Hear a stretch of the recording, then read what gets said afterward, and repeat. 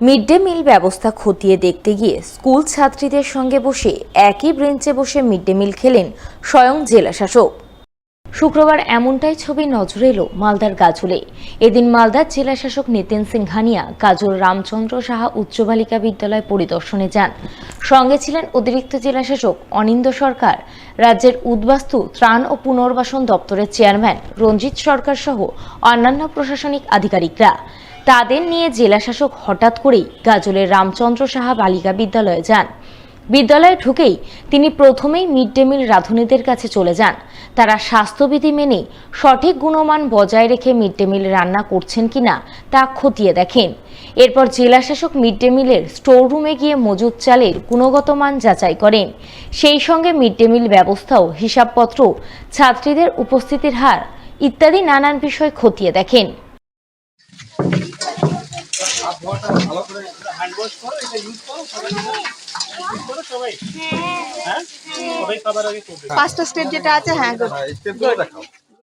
সবশেষে জেলাশাসক অন্যান্য প্রশাসনিক আধিকারিকদের সঙ্গে নিয়ে মিড ডে মিল খেতে বসেন। ছাত্রীদের সঙ্গে একই বেঞ্চে বসে মিড ডে মিল খেয়ে মিড ডে মিলের গুণগত মান পরখ করেন বলে জানা গেছে। মালদার জেলাশাসক উনি এসেছিলেন গাজল সার্কেলের আমাদের রামচন্দ্র সাহা বালিকা বিদ্যালয়ে, এখানে এসেছিলেন স্কুলের পরিদর্শনের বিষয়ে। পান্ডুয়া সার্কেলে আমাদের এডিএম সাহেব ছিলেন, স্কুল এসআই ছিলেন এবং জয়েন্ট বিডিও সাহেবও ছিলেন। তো খুব ভালো লাগলো যে স্কুলের অনেক ছাত্রীর উপস্থিতি এবং মিড ডে মিল দেখলাম ওখানেও খুব সুন্দর পরিবেশ পরিকাঠামো রয়েছে। ডিএম সাহেব মিড ডে মিল খেলেন ছাত্রীদের সঙ্গে এবং আমরাও ওখানে ছিলাম, খুব ভালো লাগলো আর কি। আমাদের পুরো জেলা জুড়ে মিশন মোডে মিড ডে মিল যে আমাদের সার্ভিসেস প্রোভাইড করা হয় সেটার ইন্সপেকশন চলছে এবং এতে আমরা কিছু কমপ্লেন্টস দেখতে পাচ্ছি, কিছু ডিসক্রিপেন্সিস পাচ্ছি, যেখানে অ্যাটেন্ডেন্স যে আছে এবং কত মিড ডে মিল রান্না হচ্ছে সেটা খুব খুঁটিয়ে দেখা হচ্ছে এবং কোনো ডিসক্রিপেন্সি পাওয়া গেলে খুব স্ট্রিক্ট অ্যাকশন নেওয়া হবে। তার সঙ্গে কোয়ালিটি অফ ফুড যেটা দিচ্ছে বা আমরা রেশন ডিলার থেকে যে চাল দেওয়া হচ্ছে সেটাও স্যাম্পল নিয়ে গিয়ে চেকিং করা হচ্ছে যে সেই স্যাম্পল যেটা গভর্নমেন্ট প্রোভাইড করছে সেটাই দেওয়া হচ্ছে কি না। তার সাথে অ্যাটেন্ডেন্স নিয়ে আমরা বিশেষ জোর দিচ্ছি। আমরা কিছু ক্ষেত্রে দেখতে পাচ্ছি কিছু pockets that the percentage of attendance as compare to the sanction strength সেটা কিন্তু কম আছে। পেরেন্টস টিচার্স মিটিং করে বাচ্চাদেরকে আরও কী করে স্কুলে আমাদের অ্যাটেন্ডেন্স বাড়ানো যায় এবং সেলফ ডিফেন্স নিয়েও আমরা কিছু যে আছে ক্যাম্পেইন প্রোগ্রামস প্ল্যান করেছি, সেটা আগামী দিনে আমরা ইমপ্লিমেন্ট করব। বিদ্যুৎ দপ্তরের নতুন ডিভিশন পেল মালদা। শুক্রবার মালদার গাজলে উদ্বোধন হয়ে গেল এক নতুন ডিভিশন, যার নাম গাজল ডিভিশন। ফলে মালদায় এখন থেকে ডিভিশনের সংখ্যা বেড়ে হলো 3টি। এতদিন মালদায় বিদ্যুৎ দপ্তরের 2টি ডিভিশন ছিল, দক্ষিণ মালদা ডিভিশন এবং উত্তর মালদা ডিভিশন। কিন্তু শুক্রবার থেকে সেই তালিকায় নতুন সংযোজন হলো গাজল ডিভিশনের নাম। মুখ্যমন্ত্রী মমতা বন্দ্যোপাধ্যায়ের অনুপ্রেরণায় এবং রাজ্যের বিদ্যুৎ দপ্তরের উদ্যোগে এদিন গাজল ডিভিশনের আনুষ্ঠানিক উদ্বোধন হয়। এই উপলক্ষে এক অনুষ্ঠানের আয়োজন করা হয়। অনুষ্ঠানে উপস্থিত ছিলেন মালদার জেলাশাসক নিতিন সিংহানিয়া, অতিরিক্ত জেলাশাসক অনিন্দ্য সরকার, বিদ্যুৎ দপ্তরের ডিরেক্টর ডিস্ট্রিবিউশন সুমিত মুখার্জি, বিদ্যুৎ মন্ত্রীর আপ্ত সহায়ক সুজিত মণ্ডল, বিদ্যুৎ দপ্তরের রিজিওনাল ম্যানেজার সৌমেন দাস সহ আরও অনেকেই। এদিন তারা সকলে মিলে নবনির্মিত গাজল ডিভিশনের আনুষ্ঠানিক উদ্বোধন করেন। উদ্বোধনের প্রাক্কালে মোবাইলে শুভেচ্ছা বার্তা পাঠান রাজ্যের বিদ্যুৎ মন্ত্রী অরূপ চক্রবর্তী।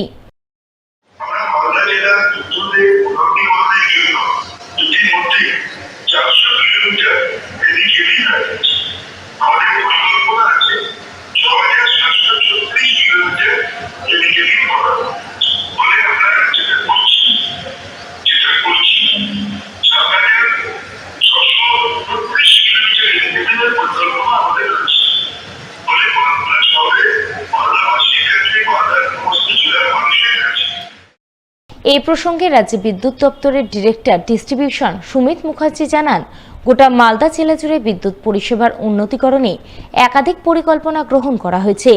সেই পরিকল্পনার অঙ্গ হিসেবে মালদায় একটি করে জোনাল অফিস তৈরি করা হচ্ছে। এছাড়াও গাজল ডিভিশন তৈরি করা হলো। গাজল ডিভিশনের অধীনে থাকছে গাজল, হবিবপুর, বামনগোলা ও পুরাতন মালদা ব্লক।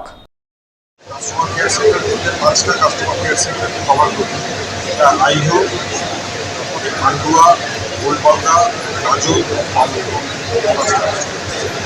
নতুন আগামী দিনে আরও কিছু ভাবনা রয়েছে আমাদের আরও কিছু সাবস্টেশন হবে মালদা জেলাতে লোড বাড়ছে আমরা লোড বাড়ছে কিছু সাবস্টেশন হবে, কিছু সাবস্টেশনের রিনোভেশন হবে।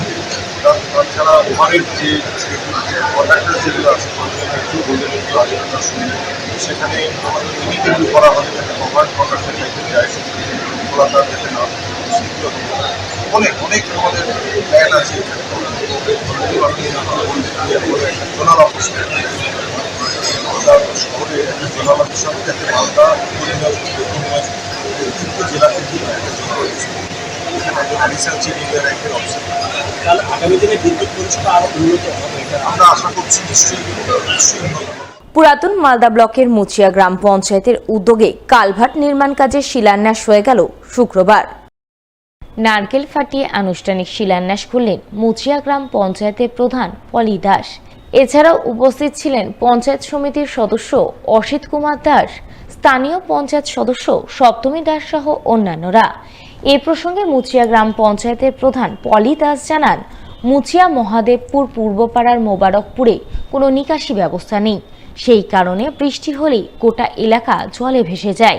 তাই জল নিকাশি ব্যবস্থা করতেই পঞ্চায়েত থেকে 1.5 লক্ষ টাকা বরাদ্দে আজ কালভার্ট নির্মাণ কাজের সূচনা করলেন। এর ফলে এলাকার সাধারণ মানুষ উপকৃত হবেন।